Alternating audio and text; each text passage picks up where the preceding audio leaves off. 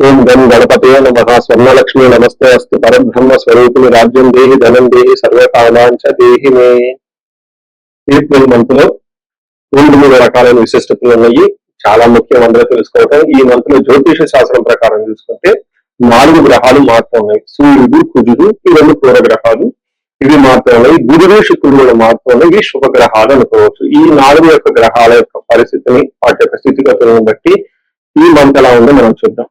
ఇది కాకుండా ఒకటి, ఈ మాసంలో మనకి అక్షయ తృతీయ ఉంది. 19వ తారీఖు వస్తుంది. ఎప్పుడైతే అక్షయ తృతీయ వస్తుందో మంచి మంచి పనులు కనుక చేస్తే ఆ వచ్చిన పుణ్యం మనకి ఎప్పటికీ స్థిరంగా ఉంటుంది. ఎన్ని జన్మలైనా పోదు అని చెప్పేసి శాస్త్రంలో వివరించడం జరిగింది. ఇంకా అందరికి బాగా నానుడు ఏంటంటే ఆ రోజు ఏ పని కనుక చేస్తే మనకి స్థిరంగా ఉంటుంది. అందుకని బంగారం కొనుక్కోవటము, పవిత్రమైన వస్తువులు కొనుక్కోవటము, దాన ధర్మాలు చేయటం అనేది ఇంకా చాలా విశిష్టత కలిగిన గొప్ప గొప్ప మనకి అవకాశాన్ని జీవితం ఎదగటానికి ఈ రోజు అనేది పుణ్యప్రదంగా ఉంటుంది అని గమనించాలి. ఇది కాకుండా ఈ మంత్ వచ్చేటప్పటికి 15 డేస్ అంటే చైత్ర మాసంలో, ఇంకొక 15 డేస్ వైశాఖ మాసంలో ఉంటుంది. వైశాఖ మాసంలో ఉదక కుంభ దానం అంటారు. అంటే పేరు ఏంటంటే చాలా టఫ్ గా పెద్దగా ఉంటుంది. అంటే సింపుల్ లాంగ్వేజ్ చెప్పంటే వాటర్ బాటిల్స్ అనుకోవచ్చు. ఉదకం అంటే నీళ్లు, కుంభం అంటే పొట్టుకున్న పాత్ర. ఈ పాత్రలో కలిపి ఆ దానం కనుక చేయగలిగితే దాన్ని మహాపుణ్యం వస్తుంది అని చెప్తారు. అంటే ఎన్నో రకాల కర్మలన్నింటినీ పోగొడుతుంది అని చెప్తారు. ఉదాహరణకు మేము మా క్లయింట్ కి ఒకళ్ళకి బెంగళూరులో ఈ ఉదక కుంభదానం 2-3 సంవత్సరాల క్రితం చేస్తాము. ఏం చేయాలి? ఒక రాగి చెంబు తీసుకొని దాని నుంచి మంచి నీళ్లు పెట్టుకొని అందులో ఒక యాలకాయ కానీ ఒక లవంగా కానీ వేసి దానికి కొంచెం పట్టిక కానీ ఏదైనా బెల్లం కానీ అందులో కొంచెం కలిపేసి ఆ చెంబుకి లేదంటే ఆ పాత్రకి మనం పసుపు కుంకుమ పెట్టి ఆ పాత్రతో సహాయమైన సద్బ్రాహ్మణులు కానివ్వండి, వేద పండితులు కానివ్వండి, పితృ సమానులు కానివ్వండి, లేదా గురువు సమానులకు సంబంధించిన వాళ్ళకి కానీ మనం ఆ పాత్ర దానం చేయగలిగితే దాన్ని ఉదక కుంభ దానం అంటారు. ఇలా చేయగలిగితే సూపర్. అలా చేయలేని వాళ్ళు కూడా దానికి మీరేం నిరుత్సాహపడిన అవసరం లేదు. ఈ ఇయర్స్ దాకా ఎప్పుడైనా ఒక వీడియోలో చెప్తే ఇది ఏం చెప్తానంటే వాళ్ళకి వాటర్ బాటిల్స్ దొరుకుతాయి. మనకి చలివేంద్రాలని అవి ఇవి పెడుతూ ఉంటారు పూర్వకాలంలో. ఇప్పుడు ఆ రోజు అలా పెడితే ఎవరు వాటిని కూడా చూడరు, ఆగరు. ఎందుకంటే ఎక్కడ మనం కంటామినేటెడ్ వాటర్ తాగుతాము, ఏమవుతుంది, హాస్పిటల్కి వెళ్తే మళ్ళీ 2-3 వేల బిల్లు అవుతుందని చెప్పేసి అందరూ భయపడుతూ ఉంటారు. కాబట్టి బెస్ట్ థింగ్ ఏంటంటే బ్రాండెడ్ వాటర్ బాటిల్స్ అంటే అవి చక్కగా తీసేసుకొని అందరికి దానం చేసుకుంటా వెళ్ళిపోతూ ఉంటే అదే పుణ్యం వస్తుంది. ఇప్పుడు కాలమాన దేశ పరిస్థితులకు అనుగుణంగా మార్పు చేసుకుంటే చాలా బాగుంటుంది. ఇది నేను చెప్పడం తోటి 2 ఇయర్స్ బ్యాక్ ఒక లేడీ నాకు ఫోన్ చేసి మీరు చెప్పిన ఉదక కుంభదానాన్ని వాటర్ బాటిల్స్ నేను ఆఫీస్ కార్ లో పెట్టుకొని తీసుకుని వెళ్ళానండి. అందరికి చక్కగా ఇచ్చుకుంటే వెళ్ళిపోయాను. అందరూ థ్యాంక్స్ చెప్పారండి అని చెప్పారు. ఇలా మీరు చక్కగా నీళ్ళని, వాటర్ బాటిల్స్ వీటిని దానం చేస్తే చాలా చాలా కలిసి వస్తుంది. సో ఇప్పుడు మనం ఎలా ఉంది ఈ రాశి ఫలాన్ని మనం చూద్దాం. ఈ రాశి వాళ్ళకి అందరికీ స్వర్ణలక్ష్మి, విశేషంగా ధనాన్ని, ఐశ్వర్యాన్ని వాళ్ళని చెప్పేసి నేను కోరుకుంటూ ఉన్నాను. మీనరాశి వాళ్ళకి ఏప్రిల్ మంత్ లో చూసుకుంటే కొంచెం ఛాలెంజింగ్ గా ఉండే మంత్ అని మీరు గమనించాలి. కొన్ని విషయాలు చాలా చాలా జాగ్రత్తగా ఉండటం, కొన్ని విషయాలు అసలు ఎలాంటి పని చేయకుండా తటస్థంగా ఉండటం చాలా మంచిది. ముఖ్యంగా mind your own business, mind your own self, mind your own family అన్నట్లుగా మీ కుటుంబం గురించి, మీ బిజినెస్ గురించి, మీ పనిలో మీరు నిమగ్నమై ఉండండి. పక్క వాళ్ళు ఏడ్చినా, గీపెట్టినా, రకరకాల ప్రలోభాలకు గురి పెట్టాను చూపించినా కానీ ఏమీ అనకండి, సింపతి లాంటివి చేయకండి. ముఖ్యంగా ఈ రాశిలో గమనించుకోవాల్సింది కొన్ని విషయాలు. దానికి ముందు మనం పూర్వభాద్ర 4వ పాదం, ఉత్తరాభాద్ర 1, 2, 3, 4 పాదాలు, రేవతి 1, 2, 3, 4 పాదాలు అంతా ఈ రాశిలో ఉంటారు. పేరు బలం ప్రకారం చూసుకుంటే the, the, షం, Jha, the, they, దో, చాచి అన్న లెటర్స్, అక్షరాలు ఇక్కడ తెలుగు ఉంటాయి.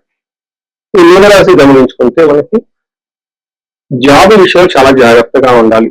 ఎందుకంటే మనకి లఘు గోచారం, సూక్ష్మ గోచారం ప్రకారం ఈ 4 గ్రహాలు మారటంతో వీళ్ళకి ఎలా ఉంటుందంటే సూర్యుడు యొక్క మార్పు వల్ల వీళ్ళకి స్థాననాశనం, అంటే జాబ్ లో ప్రాబ్లం వచ్చే అవకాశం ఉంటుంది. రెండోది ధన ప్రవాహం వచ్చే అవకాశం ఉంటుంది. మూడోది శత్రు పీడ, విపరీతంగా శత్రువులు ఉండే అవకాశం ఉంటుంది. 4వది అర్ధక్షయం, విపరీతంగా ధనాన్ని కోల్పోతూ ఉంటారు. అంటే మీరు ఒక ప్రకారంగా చూసుకుంటే శుక్రుడి వల్ల ఆల్రెడీ ప్రాస్పెరిటీ ఉన్నప్పుడు కూడా చాలా ఛాలెంజింగ్ గా ఉంటుందని గమనించాలి. ఒక విషయం, చాలా మందికి జాబులు పోయే అవకాశం ఉంటుంది, లేదా జాబ్ లో విపరీతమైన ప్రెజర్ ఉండే అవకాశం ఎక్కువ ఉంటుంది, లేదా అధికారుల నుంచి, గవర్నమెంట్ అఫీషియల్ నుంచి, పార్ట్నర్స్ నుంచి విపరీతంగా బాధలు వచ్చే అవకాశం ఉంటుంది. ఎందుకు ఇలా చెప్తున్నానంటే ఈ రాశి వాళ్ళకి నాకు 10 కాల్స్ వస్తే 3-4 కాల్స్ ఈ మీనరాశి నుంచే ఉంటాయి.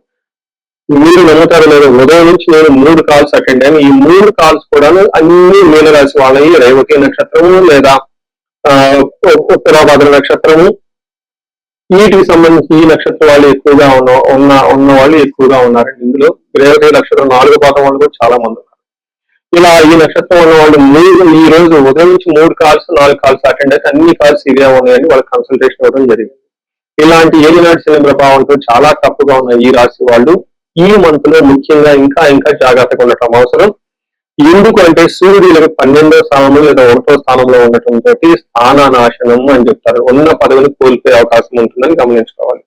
అదేవిధంగా శుక్రుడు మనకి హీనత్వం, ధనాన్ని కోల్పోయే అవకాశం ఉంటుంది. సూర్యుడు 2వ స్థానంలో ఉంటే మన మహర్షులు ఏం చెప్తారంటే హీనత్వం దుష్ట సంసర్గో మనస్తాప కృషి వాణిజ్యం నిష్ఫలం. అంటే బిజినెస్ చేసిన, వ్యవసాయం చేసిన అందులో ఫలితం ఉండదు. హీనత్వం దుష్ట సంసర్గం, దుష్టులు మీ చుట్టూ దుర్మార్గులు దుష్టులు చేరి మిమ్మల్ని వేరే విధంగా ప్రలోభానికి గురి చేసి మిమ్మల్ని వాళ్ళ వైపు తిప్పుకునే అవకాశం ఎక్కువ ఉందని గమనించాలి. అయితే కుజుడు వీళ్ళకి ఫస్ట్ హౌస్ లో ఉండటంతో జ్వరం, ఖడ్గవరం చేయవ భార్య బంధు విరోధ కృతి చంద్రరాశిగతో యక్ష రాక్షస పీడనం అని చెప్తారు. అంటే ఏమవుతుందంటే ఈ టైంలో శరీరానికి గాయాలయ్యే అవకాశం ఎక్కువ ఉంటుంది, జ్వరాలు వచ్చే అవకాశం ఎక్కువగా ఉంటుంది, వీళ్ళ రక్తము వీళ్ళ కళ్ళు చూసుకునే అవకాశం, శరీరానికి గాయాలయ్యే అవకాశం ఉంటుంది. ఇంతే కాకుండా యక్ష రాక్షస పీడనం అంటారు.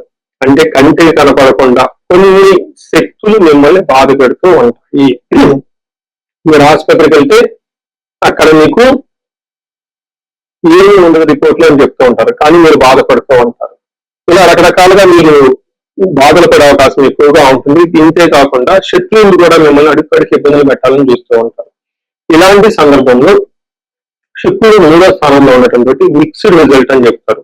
ఏ విధంగా శత్రువులు పెరుగుతారు, ధనవ్యయం ఉంటుంది, సరైన బతుకుదల ఉండకుండా అప్పులైపోయి సరిగ్గా గ్రోత్ లేకుండా ఇబ్బందులు పడుతూ ఉంటారు. మిత్రులతోటి ప్రతిసారి గొడవలు అవుతూ ఉంటుంది.